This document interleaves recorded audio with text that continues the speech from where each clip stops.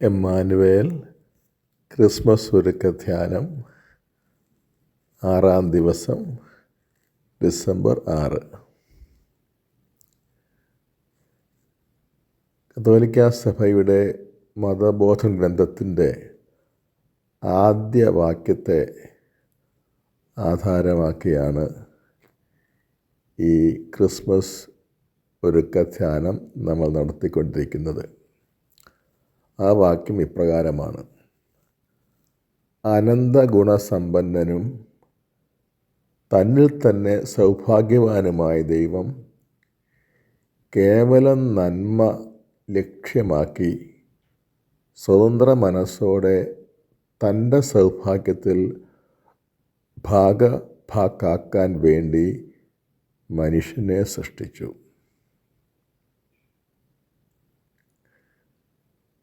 ദൈവത്തിൻ്റെ സൗഭാഗ്യത്തിൽ ഭാഗഭാക്കാക്കാൻ വേണ്ടി ദൈവം നമ്മെ ഓരോരുത്തരെയും സൃഷ്ടിച്ചു. അത് പ്രാപിക്കുന്നത് വഴി മാത്രമേ നമ്മുടെ ജീവിത സാക്ഷാത്കാരം സംഭവിക്കുകയുള്ളൂ, നമ്മുടെ ജീവിതം ഫലമണിയുകയുള്ളൂ, നമ്മുടെ ജീവിതം സ്വസ്ഥമാവുകയുള്ളൂ. ആദിമാതാപിതാക്കന്മാരുടെ ജീവിതം ഉദാഹരണമായി എടുത്തുകൊണ്ട് നമ്മൾ ഇന്നലെ ധ്യാനിക്കുകയുണ്ടായി. ഇതിനൊരു വലിയ തടസ്സം ലോകത്തോടുള്ള മൈത്രി ആണ് എന്ന്. ഇന്ന് നാം ധ്യാനിക്കുന്നത് രണ്ടാമത്തെ മറ്റൊരു വലിയ തടസ്സമാണ്. അത് നമ്മോട് തന്നെയുള്ള നമ്മുടെ തെറ്റായ സ്നേഹമാണ്. അതേപ്പറ്റി കത്തോലിക്കാ സഭയുടെ മതബോധന ഗ്രന്ഥം 398 സഭ ഇങ്ങനെ പ്രബോധിപ്പിക്കുന്നു: ആദ്യ പാപത്തിൽ മനുഷ്യൻ തനിക്ക് തന്നെ ദൈവത്തെക്കാൾ പ്രാധാന്യം നൽകുകയും ദൈവത്തെ നിന്ദിക്കുകയും ചെയ്തു. ദൈവത്തിനെതിരായി ദൈവത്തെക്കാൾ ശ്രേഷ്ഠനായി അവൻ സ്വയം തിരഞ്ഞെടുത്തു. സൃഷ്ടി എന്ന നിലയിൽ തനിക്ക് നിരക്കാത്തതും തദ്വാര തൻ്റെ തന്നെ നന്മയ്ക്കെതിരായും അവൻ പ്രവർത്തിച്ചു. ഈ പ്രബോധനത്തിൽ നിന്ന് 2 പ്രധാന ആശയങ്ങൾ എടുത്ത് നമുക്ക് ചിന്തിക്കാം. ഒന്നാമത്തെ ആശയം, സൃഷ്ടി എന്ന നിലയിൽ മനുഷ്യൻ സൃഷ്ടാവായ ദൈവത്തിന് വിധേയപ്പെട്ട് ജീവിക്കുന്നുവെങ്കിലേ അവന് നന്മ കൈവരൂ. ഇത് വളരെ വളരെ പ്രധാനപ്പെട്ട ഒരു കാര്യമാണ്. നമ്മൾ വെറും സൃഷ്ടികളാണ്, ദൈവം സൃഷ്ടാവുമാണ്. സൃഷ്ടിയും സൃഷ്ടാവും തമ്മിലുള്ള അന്തരം ഊഹാതീതമാവണ്ണം വലുതാണ്. അതിനാൽ നാം നമ്മുടെ പരിമിതിക്കുള്ളിൽ നിന്നേ പറ്റൂ. മതബോധന ഗ്രന്ഥം 396 അതേപ്പറ്റി ഒരു സൂചന തരുന്നുണ്ട്. അത് പ്രകാരമാണ്: നന്മതിന്മകളുടെ അറിവിൻ്റെ വൃക്ഷം പ്രതീകാത്മകമായി ദ്യോതിപ്പിക്കുന്നത് സൃഷ്ടി എന്ന നിലയ്ക്ക് മനുഷ്യനുള്ള മറികടക്കാനാവാത്ത പരിമിതികളെയാണ്. ഏദൻ തോട്ടത്തിൽ നന്മതിന്മയുടെ വൃക്ഷം ഉണ്ടായിരുന്നോ ഇല്ലയോ എന്നതല്ല ഇവിടെ വിഷയം, മറിച്ച് അത് പ്രതീകാത്മകമായി ദ്യോതിപ്പിക്കുന്നത് മനുഷ്യൻ്റെ മറികടക്കാനാവാത്ത പരിമിതികളെയാണ്. അതായത് നന്മയും തിന്മയും അറിയാനും നിശ്ചയിക്കാനും മനുഷ്യനും പ്രാപ്തനല്ല. ദൈവത്തിന് മാത്രമേ അത് സാധിക്കുകയുള്ളൂ. അതാണ് ആ കൽപ്പനയുടെ ഉള്ളർത്ഥം, ആന്തരിക അർത്ഥം. നന്മതിന്മയുടെ അറിവിൻ്റെ വൃക്ഷത്തിലെ ഫലം നീ തിന്നരുത് എന്ന് കർത്താവ് പറഞ്ഞതിൻ്റെ അർത്ഥം നന്മയും തിന്മയും നീ സ്വയം നിശ്ചയിക്കരുത്. നിനക്കതിനുള്ള അറിവോ പ്രാപ്തിയോ അധികാരമോ ഇല്ല. നിൻ്റെ സൃഷ്ടാവായ ഞാനാണത് ചെയ്യേണ്ടത് എന്നാണ്. എന്നാൽ ആദ്യ മാതാപിതാക്കന്മാർക്ക് പറ്റിയ അബദ്ധം ആണ് 398 ഖണ്ഡികയിൽ പറയുന്നത്. ആദിഭാവത്തിൽ മനുഷ്യൻ തനിക്ക് തന്നെ ദൈവത്തേക്കാൾ പ്രാധാന്യം നൽകുകയും ദൈവത്തെ നിന്ദിക്കുകയും ചെയ്തു. ദൈവത്തിനെതിരായി ദൈവത്തേക്കാൾ ശ്രേഷ്ഠനായി അവൻ സ്വയം തിരഞ്ഞെടുത്തു. സൃഷ്ടി എന്ന നിലയിൽ തനിക്ക് നിരക്കാത്തതും തദ്വാര തൻ്റെ തന്നെ നന്മയ്ക്കെതിരായും അവൻ പ്രവർത്തിച്ചു. പാപം എന്താണെന്ന് നിർവചിക്കുമ്പോൾ തിരുസഭയുടെ മതബോധ ഗ്രന്ഥം 1850 ഖണ്ഡികയിൽ ഇക്കാര്യമാണ് എടുത്തു പറയുന്നത്. എന്താണ് പാപമെന്ന് നിർവചിക്കുമ്പോൾ? നന്മയും തിന്മയും അറിഞ്ഞുകൊണ്ടും തീരുമാനിച്ചുകൊണ്ടും ദൈവത്തെപ്പോലെ ആകാനുള്ള ആഗ്രഹത്തിലൂടെ ദൈവത്തിനെതിരെ നടത്തുന്ന മത്സരമാണ് പാപം. അങ്ങനെ പാപമെന്നത് ദൈവത്തെ നിന്ദിച്ചുകൊണ്ട് പോലുമുള്ള ആത്മസ്നേഹമാണ്. എല്ലാ മനുഷ്യരും നിരന്തരം പ്രലോഭിപ്പിക്കപ്പെടുന്നത്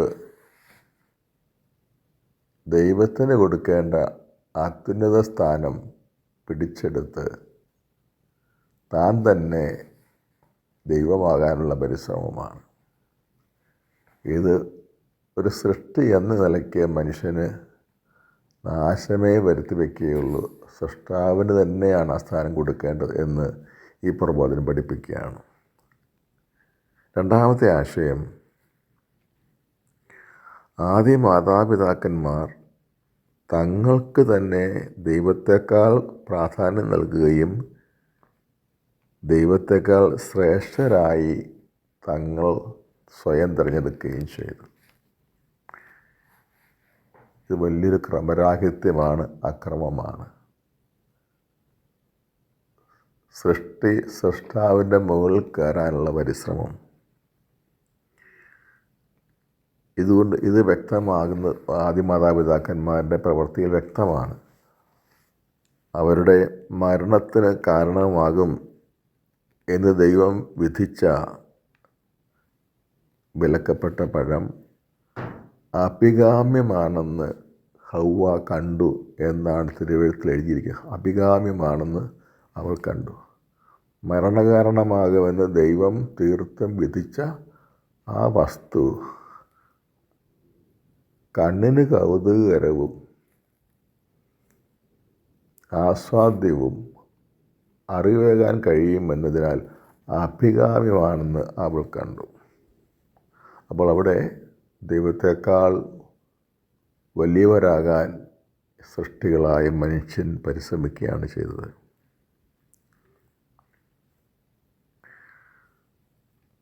നമ്മുടെ പ്രായോഗിക ജീവിതം പരിശോധിച്ച് നമുക്ക് വ്യക്തമാകും, ദൈവത്തെ കേന്ദ്രമാക്കിയാണ് സൃഷ്ടികൾ എന്ന നിലയിൽ നാം ഓരോരുത്തരും ജീവിക്കേണ്ടത്.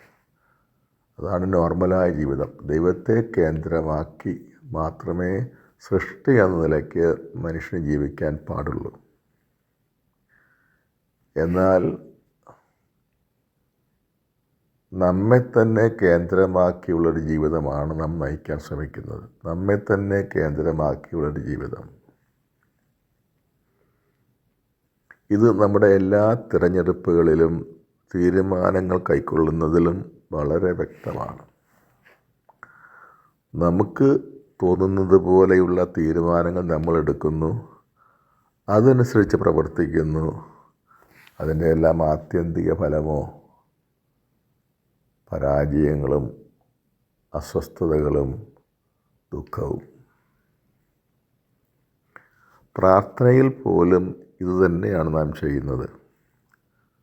നമ്മുടെ ആഗ്രഹങ്ങൾ സാധിച്ചു കിട്ടാൻ വേണ്ടി ദൈവസഹായം ചോദിക്കുന്നു നാം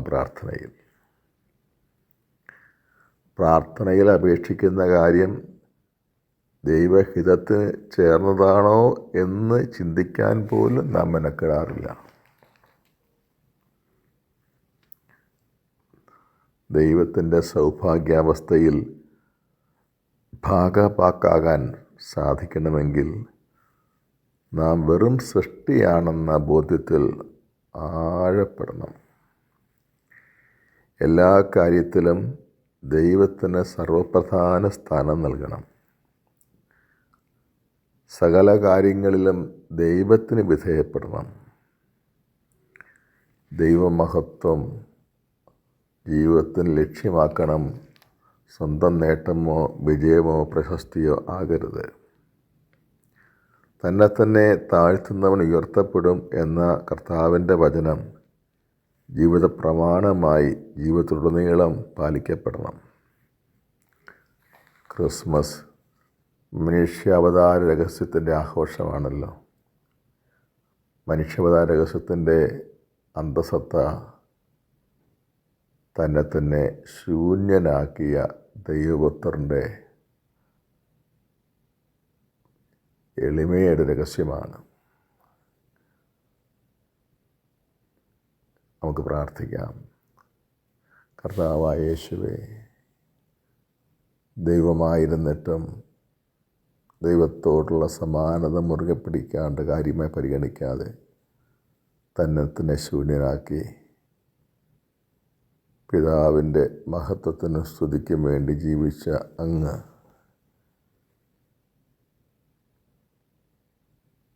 ഞങ്ങളെയും ദൈവഹിതത്തിന് വിധേയപ്പെടുന്നവരാകുവാൻ അനുഗ്രഹിക്കണമേ. ഞങ്ങളെ കേന്ദ്രമാക്കിയുള്ള ഞങ്ങളുടെ ജീവിതം അവസാനിപ്പിക്കുവാനും ദൈവത്തെ കേന്ദ്രമാക്കി മാത്രം ജീവിക്കുവാനും ഞങ്ങളെ അനുഗ്രഹിക്കണമേ. പത്രോസിൻ്റെ ശ്ലീഹായുടെ ലേഖനത്തിലെ ഉപദേശം ഞങ്ങൾ സ്വീകരിക്കട്ടെ. ദൈവത്തിൻ്റെ ശക്തമായ കരത്തിന് കീഴിൽ താഴ്മയോട് നിൽക്കുവിൻ, തക്ക സമയത്ത് അവിടെ നിങ്ങളെ ഉയർത്തിക്കൊള്ളും. ആമേൻ.